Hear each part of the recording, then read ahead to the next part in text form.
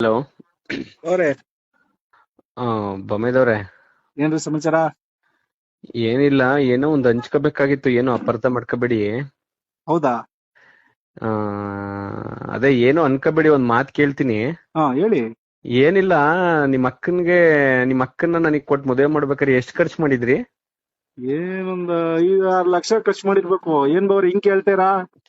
ಏನಿಲ್ಲ, 5 ಕೈ ಸೇರ್ಸ್ಬಿಟ್ಟು 10 ಲಕ್ಷ ಕೊಡ್ತೀನಿ, ಮೊದ್ಲು ಬಂದ್ ಕರ್ಕೊಂಡ್ ಹೋಗ್ಬಿಡ್ತೀರಾ ನಿಮ್ ಮನೆಗೆ? ಇದೇ ಬವ್ರೆ. ಇಲ್ಲ, ನನ್ ಕೈಲಿ ಈ ತರ ಹಿಂಸೆ ಕೊಟ್ರೆ ಯಾರ್ ಬದುಕ್ತಾರೆ? ಬವ್ರೆ ನೀವು ಒಂದ್ ಮಾತ್ ಹೇಳ್ತೀನಿ, ಬೇಜಾರ್ ಮಾಡ್ಕೊಬಿಡಿ. ಹೇಳಿ ಹೇಳಿ, ನಂಗೆ ದುಃಖ ತಡಿಯಕ್ ಆಯ್ತಾ ಇಲ್ಲ. ಇಲ್ಲ, ಹೇಳಿ. ಸಮಾಧಾನ ಮಾಡ್ಕೊಳ್ಳಿ. ಹ್ಮ್. ನಾವು ಮದುವೆ ಒಂದ್ 5-6 ಲಕ್ಷ ಖರ್ಚು ಮಾಡಿದ್ರೆ ಫಸ್ಟ್ ಕಳ್ಸೋಣ ಅಂತವ. ಅರ್ಥ ಆಗ್ಲಿಲ್ಲ. ಆ ನಾವು 5-6 ಲಕ್ಷ ಖರ್ಚು ಮಾಡಿದ್ದೆ ಬವ್ರೆ, ನೀವ್ ಮೊದ್ಲು ಅವಳನ್ನ ಕಳ್ಸೋಣ ಅಂತ. ನಿಮ್ ಮನೆಯಿಂದಲೇ ನಮ್ಮನೆಗ್ ಕಳ್ಸೋಣ ಅಂತ? ಓ, ಏನ್ ಮಾಡ ಬವ್ರೆ, ನಿಮ್ ಅದೃಷ್ಟ ಅದೀಗ.